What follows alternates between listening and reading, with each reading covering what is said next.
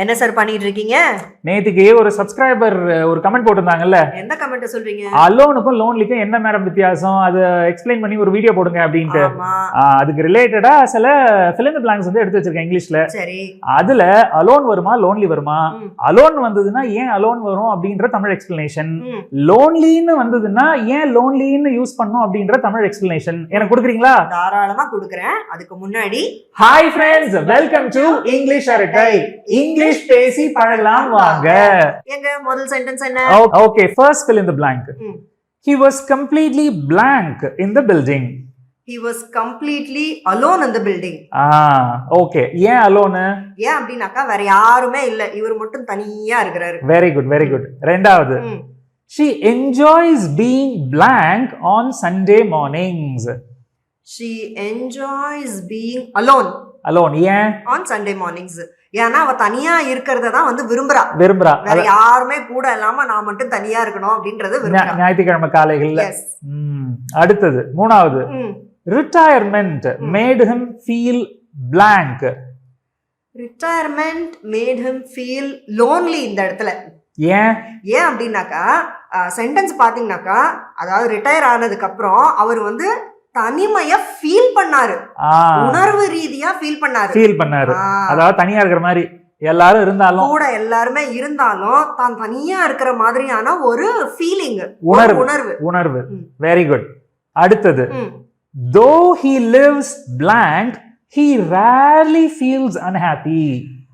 Though he lives alone, he rarely feels unhappy. ஏன் அப்படின்னா, என்னதான் அவர் வந்து தனியா இருந்தாலும் அவர் வந்து மேக்ஸிமம் சந்தோஷமா தான் இருப்பாரு, சோகமா இருக்க மாட்டாரு, பெரும்பாலும் சோகமா இருக்க மாட்டாரு. Okay okay okay, very good very good.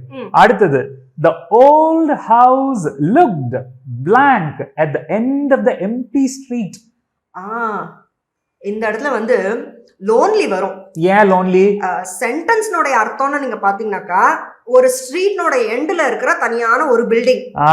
சரி, அப்ப தனியா அப்படின்னு வரும்போது அலோன் தானே போட்டாகணும். இது வந்து ஃபிகரேட்டிவா நீங்க எடுத்துக்கணும், உணர்வு ரீதியா நீங்க எடுத்துக்கணும் இத. அதாவது வந்து தனிமையில விடப்பட்ட ஒரு வீடு மாதிரி இருக்கு.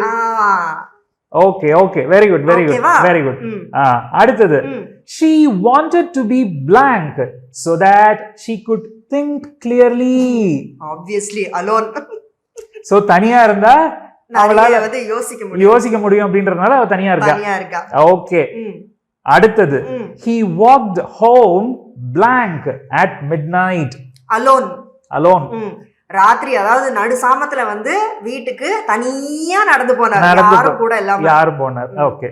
அடுத்தது, the child felt blank in the new school despite sitting among 40 classmates. இந்த இடத்துல வந்து நீங்க லோன்லி போடலாம். ஏன்னா சென்டென்ஸ்னோட மீனிங் வந்து பாத்தீங்கன்னாக்கா, ஒரு குழந்தை புதுசா ஒரு ஸ்கூல்ல போய் சேருது, which means புது கிளாஸ், புது ஸ்கூலு, புது கிளாஸ்.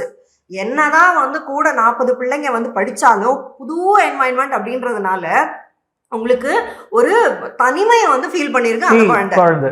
உணர்வு. Very good very good. அடுத்தது, after the argument she felt emotionally blank even though her family was nearby. இந்த இடத்துல லோன்லி வந்து சொல்லலாம். எக்ஸாக்ட்லி சொல்லணும், லோன்லி தான் சொல்லணும். ஆமா, ஓகேவா? ஏன் அப்படின்னாக்கா, பெருசா சண்டை நடந்திருக்கு, சண்டை நடந்து முடிஞ்சதுக்கு அப்புறம் என்னதான் வந்து குடும்பத்தினர் கூட இருந்தாலும் இவன் வந்து ஒரு தனிமையை வந்து ஃபீல் பண்ணான். Very good very good very good. அடுத்தது, she stood blank on the stage after others had exited. இந்த இடத்துல வந்து நீங்க அலோன். ஏன் அப்படின்னாக்கா, ஸ்டேஜ்ல இருந்து எல்லாரும் போயிட்டாங்க, இவன் மட்டும் தனியா நிக்கிறா. Okay fine. நின்னா, சாரி, past tense இல்லையா? Okay. I don't like traveling blank. Alone, எனக்கு தனியா பயணம் பண்றது பிடிக்காது. ஓகேவா? அடுத்தது, he wanted to finish the project blank without any help. alone. அதாவது யாரோடைய உதவியும் இல்லாம அவன் தனியா நானே ப்ராஜெக்ட் முடிக்கணும் அப்படின்றது அந்த sentence. Very good very good. அடுத்தது, she was not blank, she had many colleagues around her. She was not blank. she had many colleagues around her. அவ வந்து தனியா இல்ல, அவளை சுத்தி வந்து நிறைய காலீக்ஸ் இருந்தாங்க. அதாவது கூட வேலை செய்யறவங்க எல்லாருமே மேக்ஸிமம் இருந்தாங்க. சோ அதனால வந்து இந்த இடத்துல என்ன வரும்? alone. So she was not alone. She had many colleagues around her. Yes. Okay. அடுத்தது, he prefers to work blank rather than in a team. alone. அதாவது ஒண்ணா சேர்ந்து டீமா வேலை செய்யறதை விட தனியாவே நான் வேலை செய்யறேன் அப்படின்றது தான் அவன் ப்ரிஃபர் பண்றான். ஓகேவா? Very good. Last one. Even in a crowded city, many people feel deeply blank. இந்த இடத்துல வந்து lonely தான் வரும்.